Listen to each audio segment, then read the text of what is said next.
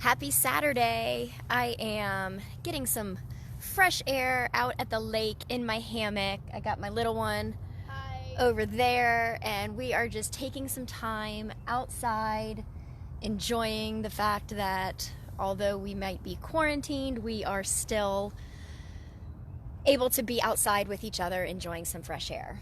And as I've been laying here just kind of thinking about everything, I just wanted to take a minute and first of all just talk about gratitude. You know, it's so easy to get down in this bubble and go down the tunnel. I talked about this the other day about everything that's going on, what could be going wrong, all the what ifs and all of the uncertainty.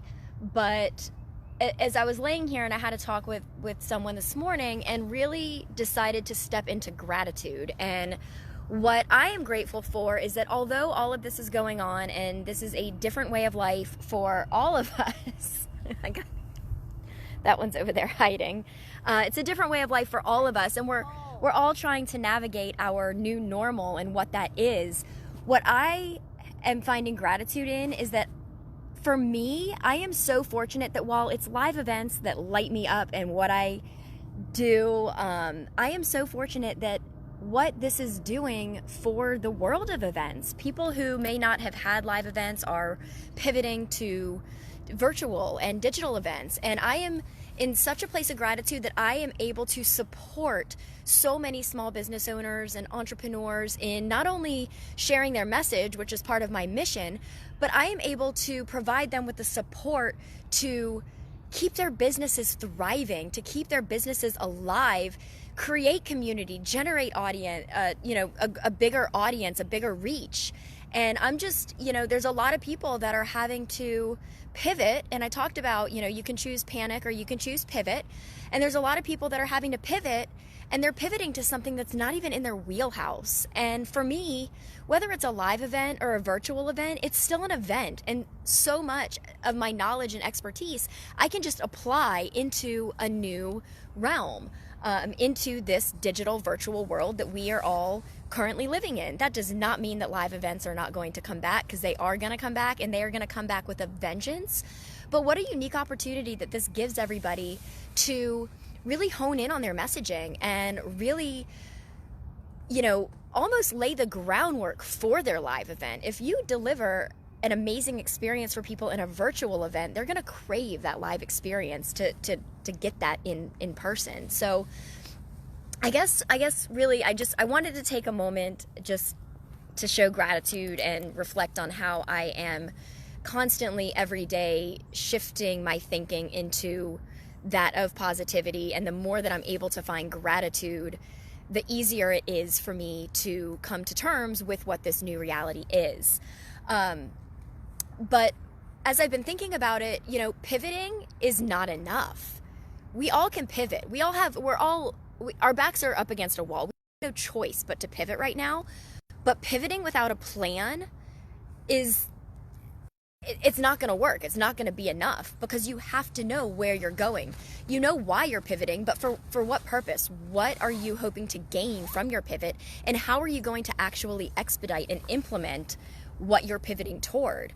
So as so much of the world is pivoting into virtual and digital events, I just wanted to talk about a quick couple of things to think about in that planning, where that pivoting comes and where you go into the planning piece of it. So obviously right now, I would venture to say that the majority of our audiences are consuming digital content.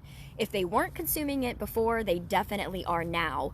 And so making that pivot to a virtual a virtual event, seminar, webinar, whatever it may be, is not that big of a jump, and everybody's doing it. And this is where that plan, it becomes really, really important, because what are you going to do that's really going to set your digital event apart from all of the other ones that are out there? Think about how many times you have consumed, even if it's a YouTube video, a Facebook Live, a webinar, whatever it may be, how many times you log in, you're there, and then you find yourself with the screen minimized, you still hear what's going on, but you're multitasking. You're checking emails, you're on Facebook, you're doing whatever. And that's just the world that we live in. We live in a world of multitasking. So what can you do for your event that's really, really going to set yourself apart from the rest of the people, from everybody else that's out there doing events? What do you think people can do to really set themselves apart? I don't really know. When you're watching things online, when you're watching live content, yes. What's something that people do that keep you really, really engaged? Yeah, I still don't know. Is it are you engaged if somebody just has slides up on the screen and they're just talking about something? Does that keep you entertained? Nah. No? A little. A little bit. If it's something that I really like. Okay, perfect. So that comes into one of my, I came up with an acronym. It's called PEC. And PEC stands for Production, Engagement, and Content. So he just hit on the content piece. People want to be informed. If it's information that they are interested in, that is going to obviously keep their attention more. What else can people do?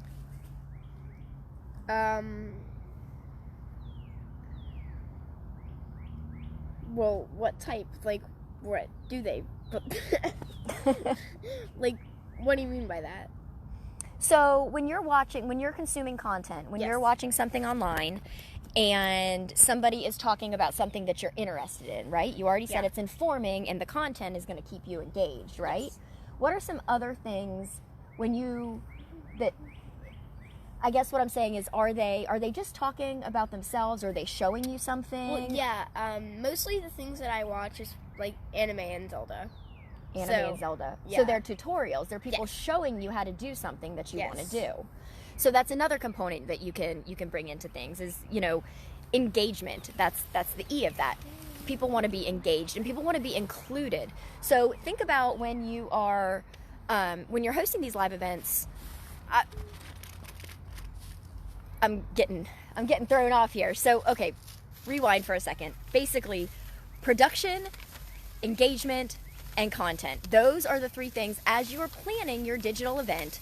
You've already pivoted. You're going to do a digital event. Now you have to plan. Let's do that later. Now you have to plan and think through those components of what is really, really going to set you apart. People attend events for multiple reasons, but education and networking are a couple of those. So throwing some slides up on the screen and just talking to your slides is not going to be very engaging. People aren't going to feel included. That's just you. It's very one-sided, and you want to create this environment where people feel included. So, obviously you can open up a chat box, you can open up a chat window, but there's so many other things that you can do that creates that community experience. So you're creating that community, and it's not just this one, one-sided conversation that's happening.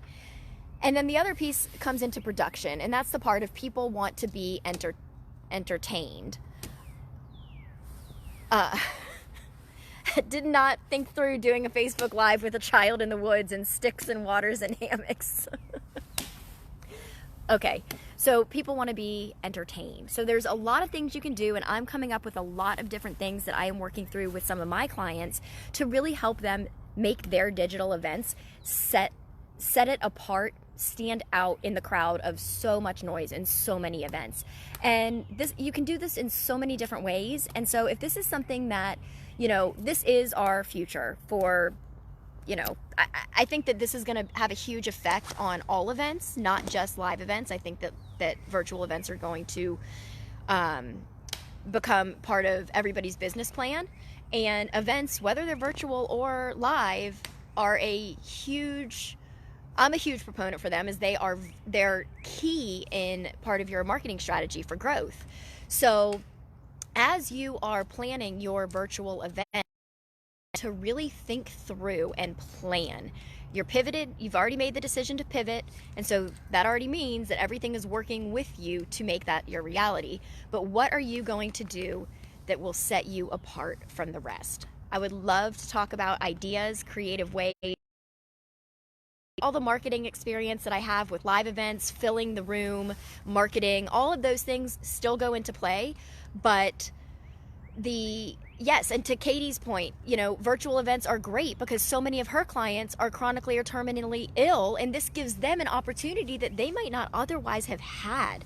So what are, you know, for Katie's clients as specifically, how can she show up for her clients? How can she serve her clients, create community, and let them have that sense of engagement, that sense of community? So I'm kind of going all over the place here, but I think, and I'm going to come back on next week and do some more lives about different, you know, I'm going to pick a topic each day, but what I really want to encourage you to think about is your plan. You will figure it out, and the same way that you would go into a in-person live event, you would determine who your audience is. You would determine what your goals are. You would determine if there's an offer at your event, what that offer is going to be, but what's the best way to position that? Who are the people that your audience wants to hear from, and what are ways that you can pull all of that off online?